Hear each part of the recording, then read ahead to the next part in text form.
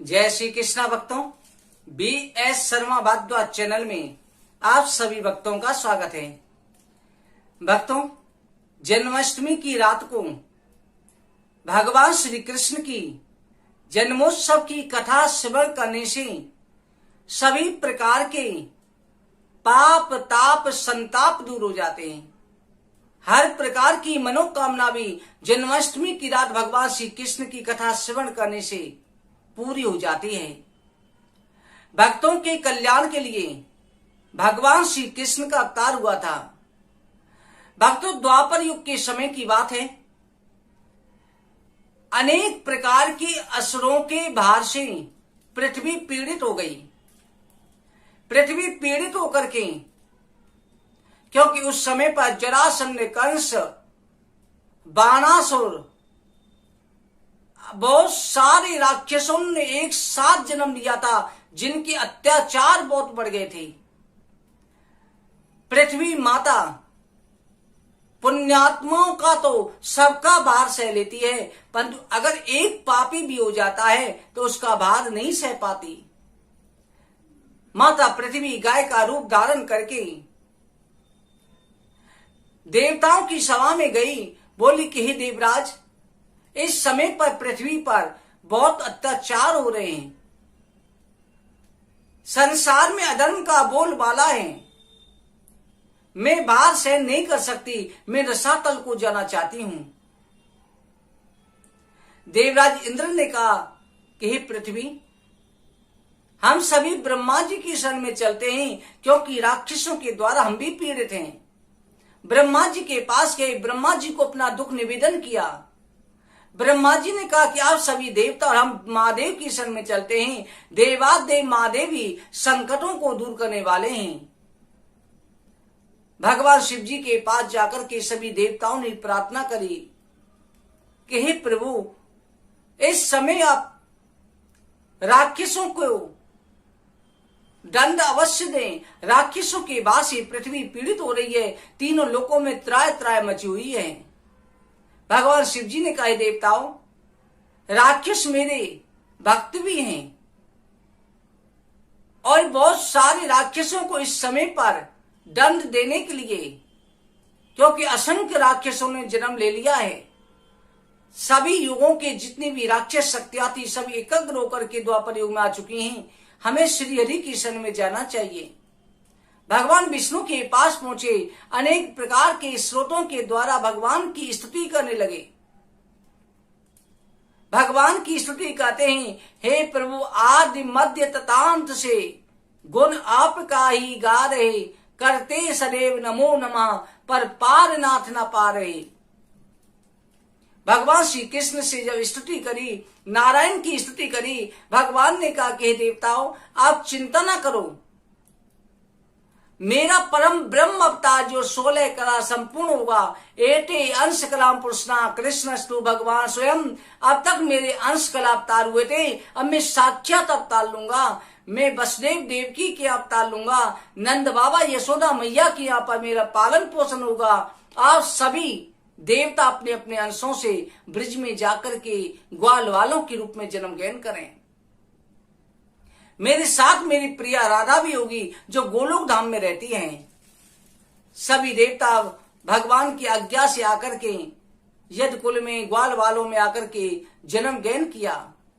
इधर कंस की बहन देवकी थी, जिसका विवाह वसुदेव के साथ में तय हो गया। कंस अपनी बहन देवकी से बहुत प्रेम करता।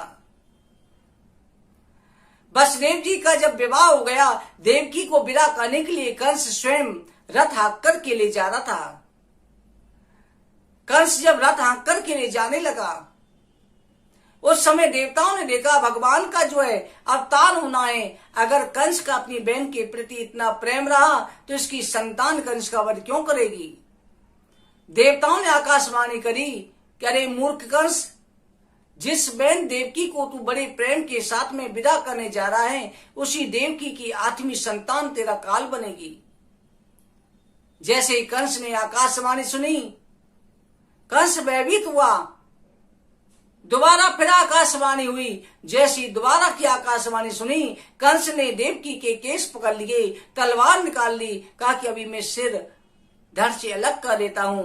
वसुदेव जी ने कहा, रे कंस, तुम्हें देवकी की संतानों से भय है, देवकी से कुछ भय नहीं है। इसकी जो भी संतान होगी मैं तुम्हें ला करके दे दूंगा। कंस ने देवकी वसुदेव को कारागार में डाल दिया।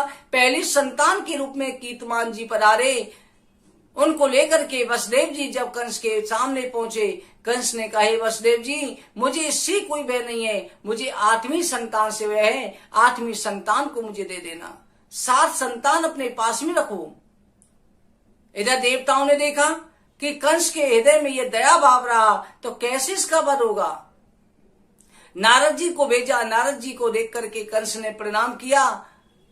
नारद जी ने कहा, रे कंस, किस बात की चिंता है। कंस ने कहा, महाराज, आपको पता ही है, देवकी की 8वीं संतान मेरा काल होगी।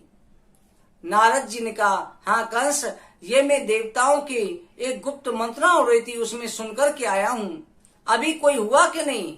उनका, महाराज, हुआ था, उसे मैंने वापिस दे दिया। नारद जी ने कहा, रे मूर्ख, ये 8 रेखाएं, प्रत्येक रेखा गिन, प्रत्येक रेखा 8वीं होती है। नारद जी इतना कहकर के चले गए। कंस दौड़ा दौड़ा गया और उस पहली संतान को लेकर के पृथ्वी पर पत्थर पर दे मारा। 6 संतानों का वध कर दिया। 7वीं संतान के रूप में स्वयं शेषनाग संकर्षण के रूप में आए। 7वें महीने में भगवान की आज्ञा से योग माया ने उस गर्भ को खींच करके वसुदेव जी की दूसरी पत्नी रोहिणी के गर्भ में, जो नंदगाम में गोकुल में नंद बाबा की यहाँ रह रही थी, उनके गर्भ में स्थापित कर दिया।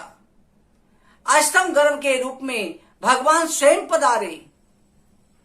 उस समय कंस ने कई गुना पैरा करवा दिया। कंस समझ गया कि देवकी के चेहरे पर अलौकिक तेज है, इस बार मेरा काल आने वाला है। भादों का महीना, कृष्ण पक्ष, अष्टमी तिथि, रोहिणी नक्षत्र, बुधवार का दिन था। भगवान अवतार लेने वाले हैं। सभी देवताओं ने आकर के गर्भ की स्तुति करी। गर्भ की स्तुति करके सभी देवता चले गए। अर्धरात्रि के समय पर भगवान श्री कृष्ण ने चतुर्भुज रूप में चंद्रमा के अंदर से वसुदेव जी को दर्शन दिए। वसुदेव जी ने जैसे ही देखा, वसुदेव जी देख करके स्तुति करने लगे, हे नारायण, हम पर बड़ी कृपा करी जो आपने दर्शन दिए। भगवान ने कहा कि हे वसुदेव देव की, मैं तुम्हारे यहां पर पुत्र रूप में अवतार ग्रहण कर रहा हूं, तुम मुझे नंद बाबा यशोदा मैया के यहाँ पहुंचा देना। भगवान श्री कृष्ण ने 2 भुज रूप धारण कर लिया, जिसमें बंसी, अपने पैर का अंगूठा था, हाथ में बंसी थी, कमर में करनी थी। ऐसा दिव्य रूप धारण कर लिया। सभी देवताओं ने फूलों की वर्षा करी। उस समय जेल के सभी दरवाजे खुल गए, पहरे दास हो गए, ताले खुल गए। वसुदेव जी की हथकड़ियां, पैरों की बेड़ियां खुल गईं। उसी समय एक सूप में रख करके वसुदेव जी जो है श्री कृष्ण को, बाल कृष्ण को लेकर के चल दिए नंदगाम की तरफ, गोकुल की तरफ। बोलो बाल कृष्ण भगवान की जय। उस समय देवता स्तुति कर रहे हैं, देवता फूलों की वर्षा कर रहे हैं, घनघोर बारिश होने लगी। वसुदेव जी जो है यमुना जी पार करके चले। यमुना जी में पानी उमड़ने लगा। यमुना जी ने अपने प्रभु को देखा। यमुना जी प्रसन्न हो गई, चरण स्पर्श करने के लिए बढ़ने लगी और भगवान श्री कृष्ण ने चरण लटका दिया, स्पर्श करके रास्ता दे दिया। शेषनाग ने देखा, बलराम जी ने देखा कि मेरे प्रभु आ रहे हैं। अभी तक बलराम जी ने आंखें नहीं खोली थी, शेषनाग बन के छाया कर ली। वसुदेव जी गए, उधर यशोदा मैया, पूरे ब्रिजवासी सो गए थे योग माया के प्रभाव से, क्योंकि यशोदा मैया के द्वारा योग माया ने जन्म ग्रहण किया था। जहाँ योग माया होती है वहां सब सोते हैं, जहां पर नारायण आते हैं वहां सब जागते हैं। जाकर के वसुदेव जी ने श्री कृष्ण को लिटा दिया, आज परमात्मा को लेकर के और योग माया को लेकर के चल दिए। और जाकर के जैसे जेल में, कारागार में पहुंचे, उसी समय पर हाथों में हथकड़ी, पैरों में बेड़ी पड़ गई, दरवाजे बंद हो गए, पहरेदार जाग गए। कन्या ने रोना शुरू कर दिया। सभी दौड़ के गए और जाकर के कहा कि महाराज, अष्टम संतान का जन्म हो गया है। कंस दौड़ता हुआ आया कन्या को लेकर के, उसे पटकना चाहा। देवकी ने कहा भैया ये तो कन्या है। कंस ने कहा कि कन्या भी तो दुर्गा बन सकती है। जैसे ही पटकना चाहा, उसी समय वो कन्या आकाश में जाकर के अष्टभुजी देवी के रूप में प्रकट हो गई और कहा रे मूर्ख कंस, मुझे मारने से क्या होगा, तेरे मारने वाला पैदा हो चुका है। कंस बड़ा भयभीत हुआ। इधर भगवान श्री कृष्ण नंद बाबा के यहाँ पर पहुंच गए हैं। सभी ब्रजवासी बड़े प्रसन्न हुए और सभी ने श्री कृष्ण भगवान के जन्मोत्सव के उत्सव में उमंग से नृत्य गान शुरू कर दिया। आप सभी को नंदोत्सव की बहुत बहुत बधाई हो। भगवान श्री कृष्ण के जन्म की बधाई हो। नंद के आनंद भये। जय कन्हैया लाल की। आप सभी की झोली भी बढ़े। आप सभी को जय श्री कृष्णा जन्माष्टमी की बहुत बहुत बधाई हो।